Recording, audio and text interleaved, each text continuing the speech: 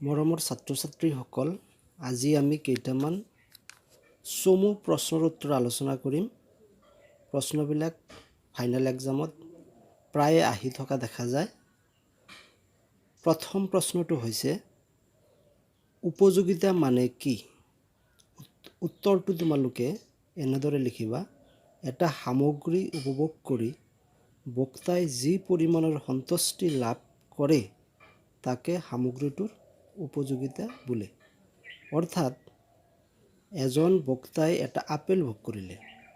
Apple ভোগ কৰি আপেলৰ পৰা বক্তাজনে যি পৰিমাণৰ সন্তুষ্টি পালে সেইটোৱেই হৈছেগৈ সামগ্ৰীটোৰ পৰা পোৱা বক্তাজনৰ উপযোগিতা। ঠিক আছে, তেনেহ'লে আমি ছেকেণ্ড প্ৰশ্নলৈ আহিছোঁ।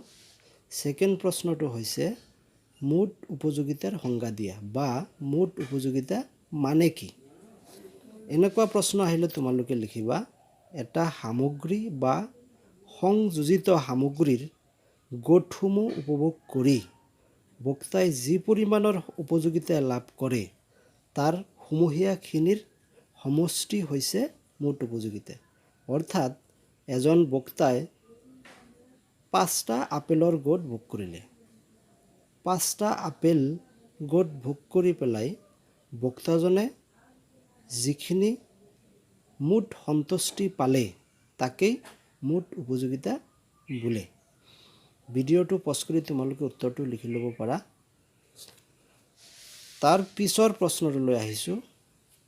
পিছৰ প্ৰশ্নটো হৈছে প্ৰান্তিক উপযোগিতা মানে কি বা প্ৰান্তিক উপযোগিতাৰ অৰ্থ লিখা। এনেকুৱা আহিলে তোমালোকে লিখিবা, বক্তাই এটা অতিৰিক্ত গোট ভোগ কৰাৰ পৰা পোৱা উপযোগিতাক প্ৰান্তিক উপযোগিতা বোলে। এইটো বুজিলে এনেকুৱা ধৰণে বুজিব লাগিব, বক্তাই যদি 5টা আপেলৰ গোট ভোগ কৰে, 5 নম্বৰ আপেল গোট অৰ্থাৎ শেষ গোট ভোগ কৰি বক্তাই যি সন্তুষ্টি পাইছে সেই সন্তুষ্টিক কোৱা হ'ব প্ৰান্তিক উপযোগিতা। প্ৰান্তিক শব্দটোৰ অৰ্থ সাধাৰণতে হৈছে শেষ। গতিকে শেষ গোটৰ পৰা পোৱা উপযোগিতাক প্ৰান্তিক উপযোগিতা বুলি কোৱা হয়।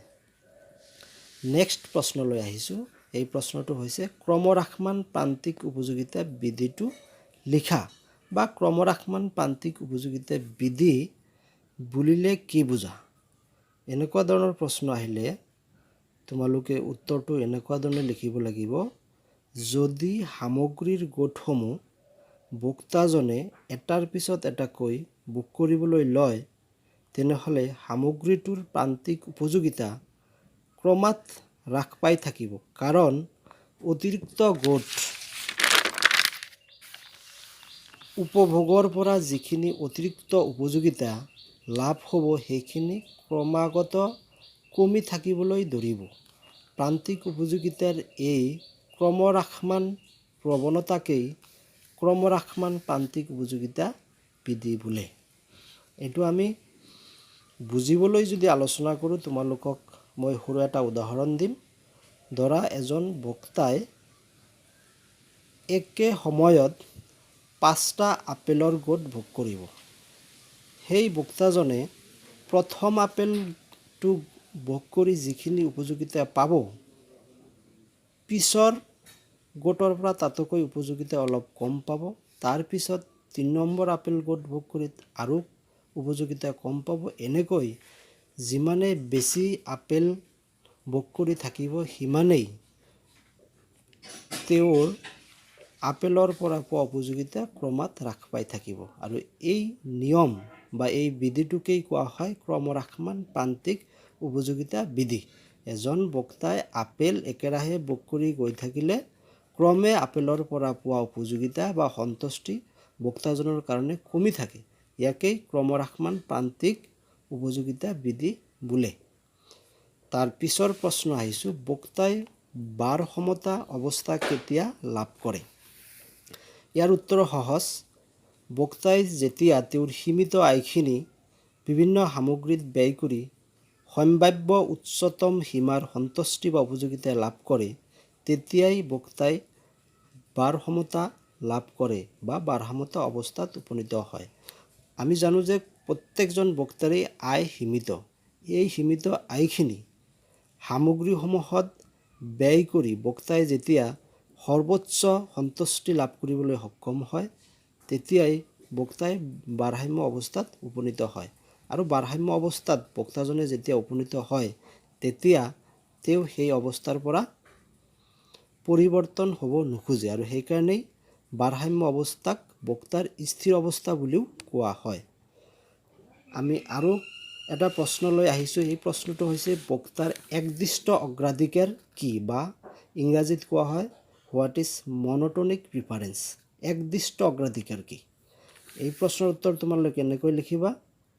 দুটা সামগ্ৰী জাপৰ মাজত যদি এটাত আনটোৰ তুলনাত এটা সামগ্ৰীৰ পৰিমাণ বেছি থাকে কিন্তু আনটো সামগ্ৰীৰ পৰিমাণ কম নহয় তেনেহ'লে বক্তাই পূৰ্বৱৰ্তী সামগ্ৰী জাপটোক পৰৱৰ্তী সামগ্ৰী জাপতকৈ অধিক অগ্ৰগণ্য বুলি গ্ৰহণ কৰিব।